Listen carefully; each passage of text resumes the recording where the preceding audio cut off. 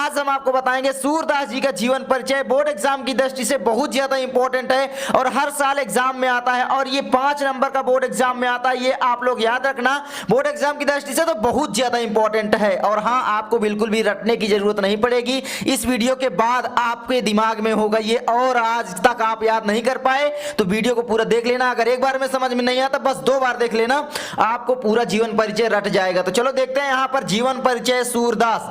सबसे पहले यहाँ पर क्या लिखा गया है आप लोग देखो यहाँ पर, ठीक है। अष्टछाप के सर्वश्रेष्ठ कवि सूरदास का जन्म सन 1478 ईस्वी, याद रखना 1478 ईस्वी यानी संवत 1535 विक्रमी के लगभग आगरा से मथुरा जाने वाली सड़क के पास रूनक्ता नामक ग्राम में हुआ था। इसी तरीके से आपको लिखना है। एक बात बता दूं, आपको एग्जाम में ब्लू और ब्लैक पेन का इस्तेमाल करना होता है, तो जहां पर हाईलाइट करना है वहां पर आप ब्लैक पेन का इस्तेमाल कर देना, ठीक है।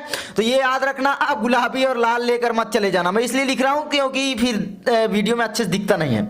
उसके बाद आता है नामक ग्राम में हुआ, ठीक है। कुछ विद्वान इनका जन्म स्थान दिल्ली के निकट सीही नामक गांव को भी मानते हैं। जो कुछ विद्वान है इनका जो जन्म स्थान है वो दिल्ली के निकट सीही नामक गांव को भी मानते हैं। यहां पर एक बात याद रखना कि जितने भी, जैसे चाहे तुलसीदास का ले लो चाहे सूरदास का ले लो, जितने भी पुराने कवि थे उनके जीवन परिचय के बारे में बहुत सारे मतभेद है। बिल्कुल स्पष्ट प्रमाण नहीं है, चाहे वो जन्म के बारे में हो या कहां पर हुआ था, है ना। तो ये आप लोग याद रखना। तो अब यहां पर सीही नामक गांव को जब मानते हैं कुछ विद्वान, लेकिन रूनक्ता नामक गांव भी आप लिख सकते हो, इसको लिखो चाहे नहीं, कोई दिक्कत नहीं है, ठीक है। उसके बाद आता है मेन याद रखना, इनके पिता का नाम रामदास सारस्वत था, ठीक है। रामदास सारस्वत था। सूरदास जी जन्मान थे या नहीं, इस विषय में भी विद्वानों में मतभेद है। सूरदास जी जन्मान थे या नहीं इस विषय में भी मतभेद है, क्योंकि इन्होंने कृष्ण की बाल लीलाओं का इतना अच्छा मनोहरिक चित्रण किया है जो आंखों के प्रत्यक्ष देखे बिना संभव ही नहीं है। अभी आगे पढ़ोगे आप लोग, ठीक है।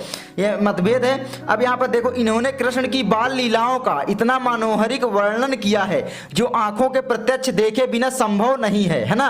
वही मैंने बोल दिया। उसके बाद है, ये बचपन से ही विरक्त हो गए थे और गौर घाट में रहकर विनय और कृष्ण की लीलाओं का गान किया करते थे, ठीक है। तो इतना आप याद कर लेना। उसके बाद आता है, देखो बिल्कुल आसान भाषा में लिखा है, बिल्कुल इसी तरीके से। इन्होंने वल्लभाचार्य जी को स्वरचित पद गाकर सुनाया। क्या किया कि जब ये गौ घाट में रहकर विनय और कृष्ण की लीलाओं का गान किया करते थे तो वहां पर वल्लभाचार्य जी पहुंचे, और वल्लभाचार्य जी जब पहुंचे तो इन्होंने क्या किया कि वल्लभाचार्य जी को एक अपना स्वरचित पद गाकर सुनाया। वल्लभाचार्य जी के तभी से वल्लभाचार्य जी इनके गुरु बन गए, ये शिष्य बन गए वल्लभाचार्य जी के, ठीक है। तो यहां पर इन्होंने वल्लभाचार्य जी को स्वरचित पद गाकर सुनाया, तभी से वल्लभाचार्य जी इनके गुरु बन गए। यहां पर याद रखना, तभी से वल्लभाचार्य जी क्या बन गए, गुरु। तो यहां पर इनके गुरु कौन थे, वल्लभाचार्य। तो याद रखना गुरु कौन थे, वल्लभाचार्य। इसको भी आप हाईलाइट कर सकते हो, ठीक है। इसके बाद क्या है, वल्लभाचार्य जी ने इनको कृष्ण की लीलाओं का गान करने का सुझाव दिया। वल्लभाचार्य जी ने क्या सुझाव दिया कि भाई आप कृष्ण की लीलाओं का गान कीजिए, क्योंकि कृष्ण की लीलाओं का बहुत अच्छे से गान किया करते थे, है ना। यही तो है। आप एक लाइन सुने होंगे, साहित्य लहरी सूर सागर सूर की सरावली, श्री कृष्ण जी की बाल छवि पर लेखनी अनुपम चली। मतलब श्री कृष्ण जी की बाल छवि को जो है ये बहुत अच्छे से प्रदर्शित करते थे, बहुत अच्छे से गान किया करते थे लीलाओं का उनके, ठीक है। तो यहाँ पर वही कहा गया है। तो वल्लभाचार्य जी ने इनको कृष्ण की लीलाओं का गान करने का सुझाव दिया और ये कृष्ण की लीलाओं का गान करने लगे, और उनके जब ये शिष्य बन गए तो उनकी बात मान लिए और कृष्ण की लीलाओं का गान करने लगे। तो वल्लभाचार्य जी क्या किए कि भाई वल्लभाचार्य जी ने इनको गोवर्धन पर बने श्रीनाथ जी के मंदिर में कीर्तन करने का भार सौंप दिया। श्री गोवर्धन पर एक मंदिर था, श्रीनाथ मंदिर, वहां पर कीर्तन हुआ करती थी। तो इन्होंने क्या किया कि भाई वहां पर कीर्तन करने के लिए इनको रख दिया, है ना, क्योंकि गाते बहुत अच्छा थे तो भाई कीर्तन करने के लिए रख दिया। अब गोवर्धन के पास जब ये इनको रख दिया गया तो क्या हुआ कि भाई इनकी मृत्यु सन 1583 ईस्वी के लगभग गोवर्धन के पास स्थित पारसौली नामक गांव में हुई थी। तो इनकी जो मृत्यु हुई थी कहां पर हुई, पारसौली नामक गांव में, गोवर्धन के पास ही स्थित है। तो ये आप याद रखना। और यहां पर बता दो, जो जीवन परिचय अब की बार आएगा वो आएगा आपका 3 नंबर का। यहां पर क्या है, जीवन परिचय जो आएगा वो आएगा आपका 3 नंबर का, और 2 नंबर का आपका क्या आएगा, इनकी रचनाएं लिखनी पड़ेंगी, यानी टोटल आपको मिलेंगे 5 नंबर, ठीक है, जीवन परिचय के। तो इसीलिए आपको रचनाएं भी याद करना पड़ेगा। तो इनकी जो प्रमुख रचनाएं क्या हैं, साहित्य लहरी, सूर सागर, सूर सरावली। तो इस तरीके से इनकी एक लाइन है, मैंने आपको बताया अभी कि साहित्य लहरी, सूर सागर, सूर की सरावली, श्री कृष्ण जी की बाल छवि पर लेखनी अनुपम चली। बोर्ड एग्जाम की दृष्टि से बहुत ज़्यादा इंपॉर्टेंट है, तो आप लोग अब इसको तैयार कर लो। अब यहाँ पर मैं बता दूं याद करने की ट्रिक क्या है।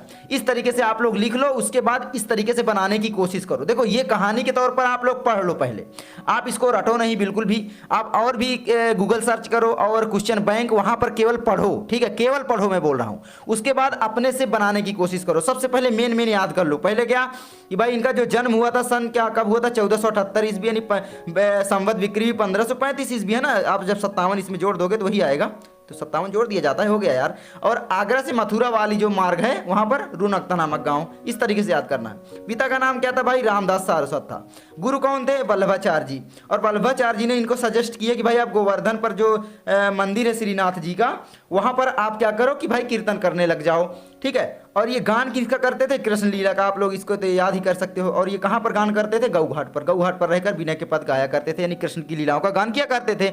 उसके बाद मृत्यु कहाँ पर हुई, 1583 ईस्वी, गोवर्धन के पास परसौली नामक गांव में। और ये रचनाएं आप याद कर लो, साहित्य लहरी, सूर सागर, सूर सरावली, ठीक है। इस तरीके से आप लोग लिख लो, और भी आप पॉइंट लिख सकते हो अपने अनुसार। मैंने आपको बताया है कि इस तरीके से आप लोग याद करोगे तो जल्दी याद हो जाएगा।